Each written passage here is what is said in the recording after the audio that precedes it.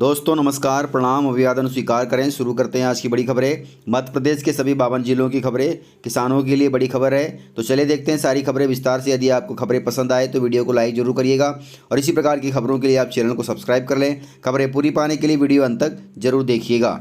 Covid महामारी से अनाथ हुए बच्चों के लिए केंद्र की पीएम केयर फॉर चिल्ड्रन योजना 23 वर्ष की आयु पर मिलेंगे आप सभी को 10 लाख रुपए। मुख्यमंत्री कोविड-19 बाल सेवा योजना के हितग्राही भी होंगे पात्र। तो अच्छी बात है, गुड न्यूज है। योजना में माता पिता की कोविड से मृत्यु संबंधी प्रमाण पत्र का होना अनिवार्य नहीं है, किंतु कलेक्टर द्वारा बच्चे के माता पिता की मृत्यु कोविड से होने के संबंध में संतुष्टि होने और सत्यापन किए जाने पर ही बच्चे को लाभ दिया जाएगा। तो ध्यान रखिएगा इस बात का।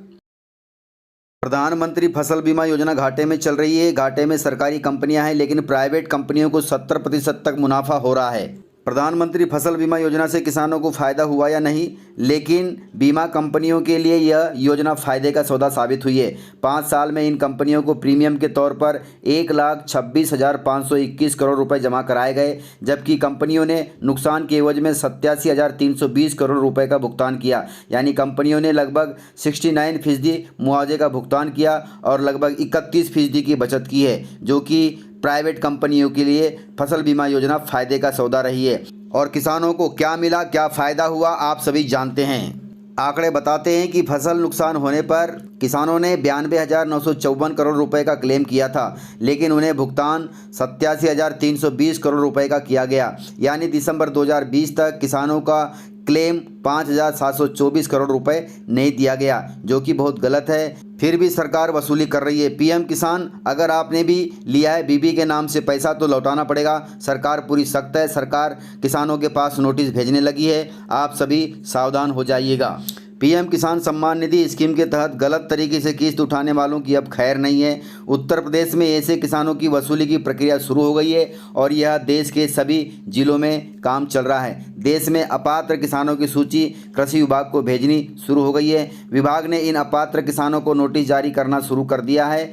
आदेश दिए गए हैं कि फर्जीवाड़े में पति पत्नी से लेकर मृतक किसान, टैक्स पेयर्स, पेंशनधारी, गलत खाते में धनराशि फंड ट्रांसफ़र करना, गलत आधार आदि के मामले शामिल है। और इन सभी किसानों को जो गलत तरीके से पीएम किसान सम्मान निधि का पैसा लिया है, उन सबको पैसे वापस लौटाने होंगे। खबर यह आ रही है कि प्रधानमंत्री किसान सम्मान निधि योजना के तहत पैसे लेने वाले अपात्र किसानों को उप कृषि निदेशक कार्यालय में नगद राशि जमा करानी होगी। धनराशि जमा करने पर उन्हें रसीद दी जाएगी। बाद में विभाग शासन के खाते में ये धनराशि जमा कर ऑनलाइन पोर्टल पर फीडिंग के साथ ही किसान का डाटा डिलीट कर दिया जाएगा। तो इस प्रकार से पूरी प्रक्रिया है। संसद में इस पर कार्रवाई हुई है, इस पर चर्चा हुई है। वही जानकारी आप सभी वीडियो के माध्यम से देख रहे हैं। देश में ऐसे 42 लाख किसान हैं। 42 लाख से अधिक अपात्र लोगों ने गलत तरीके से पीएम किसान के तहत 2-2 हज़ार रुपये की किस्त के रूप में 2,900 करोड़ रुपए का चूना सरकार को लगाया है। यह जानकारी खुद केंद्रीय कृषि मंत्री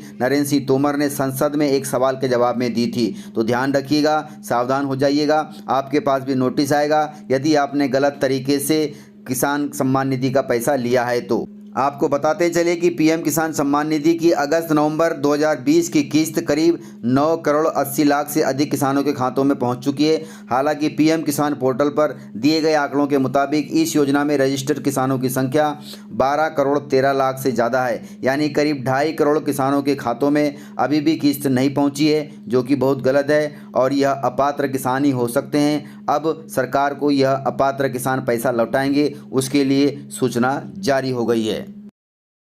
मध्य प्रदेश में बिजली चोरी करने वाले हो जाएं सावधान। प्रदेश में लागू हो रही है जल्दी विद्युत प्रहरी योजना। प्रदेश में विद्युत वितरण कंपनियों में हानि पर नियंत्रण एवं नगद राजस्व संग्रहण में वृद्धि करने के उद्देश्य से स्थानीय व्यक्तियों के माध्यम से विद्युत प्रहरी योजना प्रदेश में लागू की जा रही है। यह जानकारी ऊर्जा मंत्री प्रद्युम्न सिंह तोमर ने खुद दी है। ऊर्जा मंत्री ने कहा कि यह योजना पायलट प्रोजेक्ट के रूप में 1 वर्ष की अवधि के लिए भिंड, मुरैना, आगरमालवा, शाजापुर, छतरपुर एवं टीकमगढ़ जिले मुख्यालयों के ऐसे फीडर अथवा वितरण ट्रांसफार्मरों के समूह में लागू की जाएगी जिनमें हानियों का स्तर 60% से अधिक हो। अर्थात जिन जिलों में बिजली विभाग घाटे में चल रहा है वहां यह योजना चालू की जाएगी और धीरे धीरे करके यह योजना पूरे प्रदेश में शुरू हो जाएगी।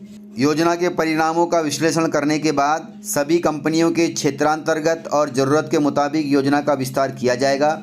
गौरतलब है कि यह मध्य क्षेत्र विद्युत वितरण कंपनी द्वारा इस योजना के संबंध में प्रस्ताव दिया गया था, जिसे राज्य शासन द्वारा स्वीकृति मिल गई है और यह योजना पूरे प्रदेश में धीरे धीरे लागू हो जाएगी। विद्युत प्रहरी के लिए व्यक्तियों के समूह या स्व सहायता समूह के चयन के लिए चिन्हित फीडर समूह के उन जिलों के निवासी से आवेदन पत्र आमंत्रित किए जाएंगे। आवेदन पत्र के साथ एजेंसी को 5,000 रुपये भी जमा कराने होंगे। तो आपको यदि इसमें भाग लेना है या विद्युत प्रहरी योजना में शामिल होना है तो आप अपने ज़िले के बिजली विभाग में जाकर के यह जानकारी ले सकते हैं और योजना का लाभ ले सकते हैं, क्योंकि इसमें मेहनताना भी दिया जाएगा आप सभी को। प्रदेश को मिली है सौगात। सतना, इटारसी, सतना, मानिकपुर, कटनी, बीना, इन 3 जिलों को मेमू ट्रेन की सौगात मिली है। आज प्रधानमंत्री मोदी ने हरी झंडी दिखाकर प्रदेश को दी है सौगात। इन ट्रेनों की मुख्य विशेषताएं हैं सुरक्षित एवं सुगम यात्रा, सस्ता परिवहन एवं समय की बचत, दैनिक यात्रियों को विशेष लाभ मिलेगा, स्थानीय कारोबार और उद्यम को बढ़ावा मिलेगा, आधुनिक रैक जिसमें सीसीटीवी कैमरे, आपातकालीन push button, digital destination board एवं बायो टॉयलेट की सुविधा होंगी। तो अच्छी बात है, गुड न्यूज़ है।